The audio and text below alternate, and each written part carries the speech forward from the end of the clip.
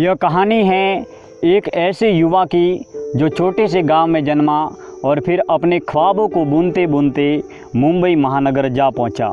बहुत छोटी सी उम्र में जिसने बड़े बड़े शब्द गढ़ना सीख लिया, शब्द गढ़ता गया, कहानियाँ रचता गया और गीत लिखता गया। एक दो नहीं दर्जनों किताबें लिख डाली। राजस्थानी संगीत को जिंदा रखने के लिए एल्बम बना डाले। जितना छोटा सा गांव, जितनी छोटी सी उम्र, उतना ही बड़े शहर और उतने ही बड़े सपने। लेकिन वह कहीं रुका नहीं, झिझका नहीं और आगे बढ़ता गया। अच्छी पहचान बनाई, शब्दों से खेलता खेलता उद्घोषक बना, कहानियाँ रचता रचता साहित्य रत्न बना।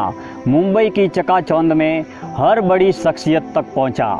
रतन टाटा से लेकर सचिन तेंदुलकर तक सरस्वती की ही कृपा थी, इसलिए वह बना जो बनना चाहता था, कहानीकार।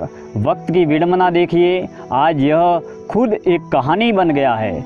कोरोना संकट की कड़वी कहानी, ऐसी कहानी जिसे आप सुनेंगे तो यकीन नहीं करेंगे। यह हकीकत आपको पहली बार तो कहानी लगेगी, लेकिन यकीन में यह हकीकत ही है। कोरोना संकट की हजारों दिल दुखा देने वाली हकीकतों में से एक हकीकत, यह युवा आज साहित्य छोड़ मनरेगा में मजदूरी करने के लिए मजबूर है।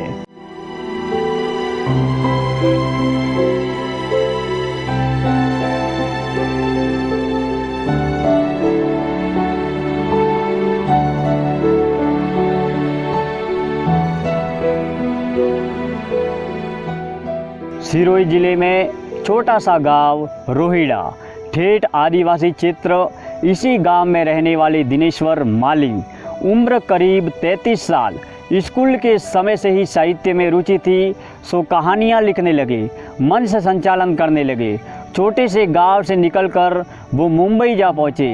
कई कार्यक्रमों में मंच संचालन करने लगे। मुंबई के नाला सोपारा में रहते दर्जनों गाने लिख दिए। उनके वीडियो व म्यूजिक एल्बम रिलीज हुए।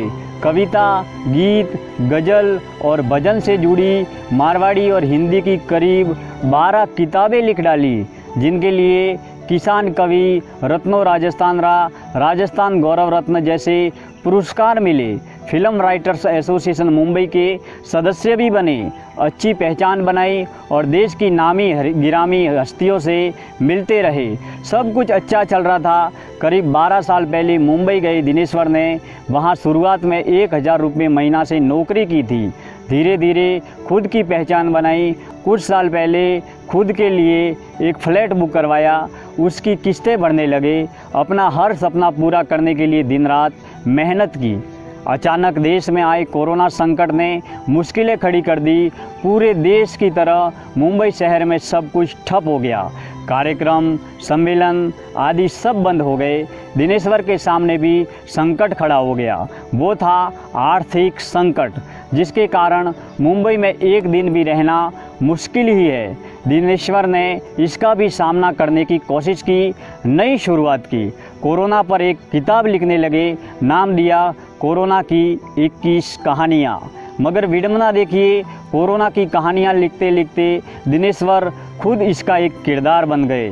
सब कुछ ठप हो गया तो मुंबई छोड़ गांव लौटना पड़ा। मैं कवि और उद्घोषक दिनेश्वर माली मुंबई में था। कल मेरे हाथों में कलम थी, जिसके माध्यम से कहानियाँ लिखता था, कविताएं लिखता था, गीत लिखता था म्यूजिक एल्बमों के। लेकिन इस कोरोना और वैश्विक संकट के काल के चलते करीब 2 महीने पूर्व कर्मभूमि मुंबई, सपनों के शहर से मैं मेरी जन्मभूमि राजस्थान में रोहिड़ा गांव में आया। और वर्तमान में कोरोना के इस वैश्विक संकट काल के चलते वर्तमान में कोई रोज़गार का विकल्प नहीं है। कारोबार सब बंद हो चुके हैं। उद्घोषक था तो मैं बड़े बड़े कार्यक्रमों का अभिनेताओं के साथ में बड़े बड़े कार्यक्रमों का मंच संचालन करता था। ऐसी स्थिति में आज जब प्रोग्राम बंद हो चुके हैं, लॉकडाउन के चलते सब कुछ बंद हो चुका है, ऐसी स्थिति में रोज़गार और व्यवसाय पर संकट छाया हुआ है। ऐसी स्थिति में वर्तमान में मैं मेरे गांव में हूं और यहां पर कोई रोज़गार नहीं है, कोई कारोबार नहीं है। ऐसी स्थिति में मनरेगा में मजदूरी करने का काम कर रहा हूं, परिश्रम करने का काम कर रहा हूं। आज कल जिन हाथों में मेरे हाथों में कलम थी, कविताएं लिखता था, आज जिन कविताओं और जिन कहानियों में पंकु और कंकु, गीता और सीता मेरी कहानियों के किरदार होते थे, आज उसी किरदार का मैं खुद हिस्सा बन गया हूँ। सपनों के शहर में मैंने सोचा नहीं था कि मैं सपनों के शहर को छोड़कर मैं मेरे गांव में जाऊंगा और मनरेगा में मजदूरी करके मैं मेरा आजीविका का निर्वहन करूंगा। आज इस कोरोना और वैश्विक संकट काल के चलते मैं मनरेगा में मजदूरी कर रहा हूँ। कल जिन हाथों में मेरे हाथों में कलम थी, आज उन्हीं हाथों में कुलाड़ी है, कुदाली है, हाथों में फपोले है, चाले है, और फिर से परिश्रम करके एक उम्मीद और आशा के साथ में, नई किरण की उम्मीद के साथ में मैं ज़िंदगी जीने का हौसला बढ़ा रहा हूँ और वर्तमान में नरेगा में मजदूरी कर रहा हूँ। रोजगार का संकट सिर पर था, सो गांव में मनरेगा में आवेदन किया।